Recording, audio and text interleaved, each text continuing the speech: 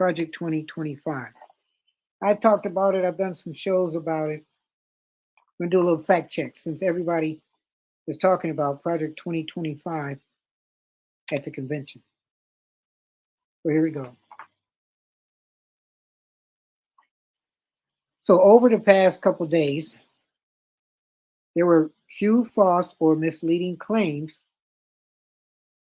as far as factual statements, which is good. So here's one of the fact checks.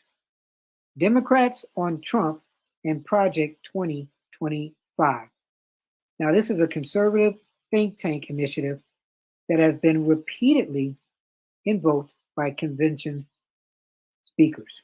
Every night they bring out that big book, 900 pages, booyah, and they read certain things. So various speakers have talked about this, saying or hinting that this project is former President Donald Trump's own agenda.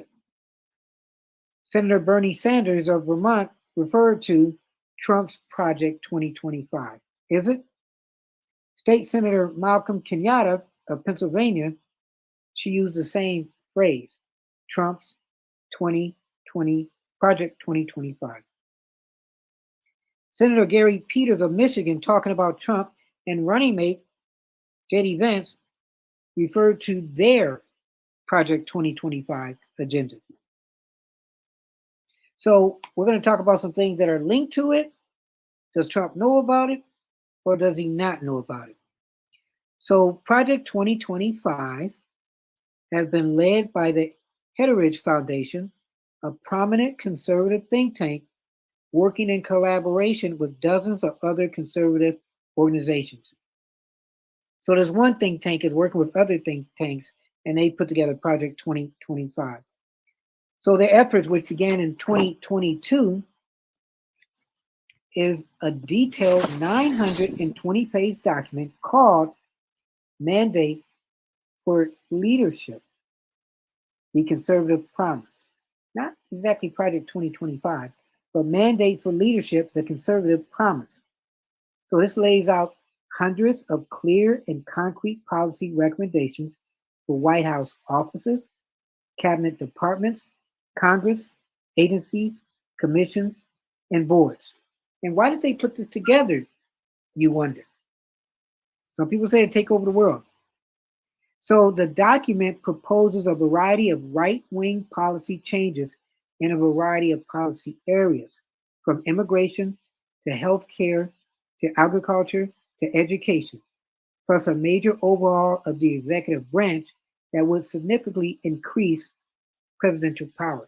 So you're giving more power to the president. Do we really need that? So the document was published in April 2023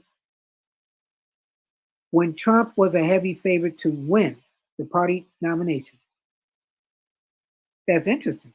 So did they put this together for Trump? So the document bills itself as an attempt to help the next conservative president, whoever he or she may be, hit the ground running. So it's a plan book, it's a rule book. So they're saying this really wasn't for Donald Trump, but it was whoever was that conservative president. Still interesting? Yeah. So is Trump linked to this Project 2025? He says he is not affiliated with it. He claimed in July that I know nothing about Project 2025. I have no idea who is behind it. And I saw that when they asked him about that. So CNN tried to fact check this and they couldn't find anything. But they said he knows who has connections to this. And that's interesting because I said this too. A lot of people that Trump worked with in his office and knew were connected with this Project 2025. For example, 6 of his cabinet members played a role in this project. This one guy, his name is Tom Homan. He was an acting immigration and custom enforcement chief early in the Trump administration. I wonder, how good did he do, especially looking at immigrants. So He worked for Trump, but he's also part of this Project 2025. But he says he has no plans to make part of a second Trump administration. But he doesn't want a part of it. So J.D. Vance, recent Republican VP nominee, his connection to Project 2025. They talked about that too on the show. So he has a foreword, and that's like a little thing in a book before you open up the book and really get into it.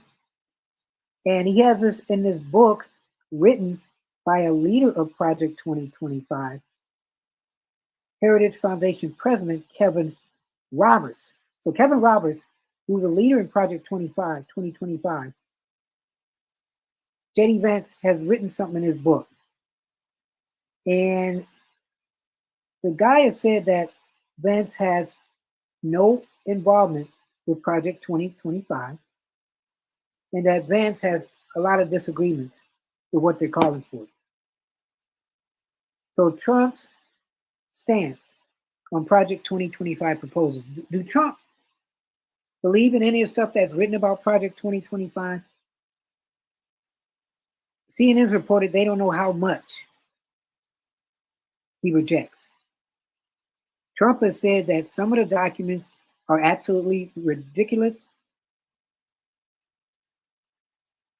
and ipso. But he also said many of the points are fine. He has not specified which proposals he rejects and which ones he found acceptable.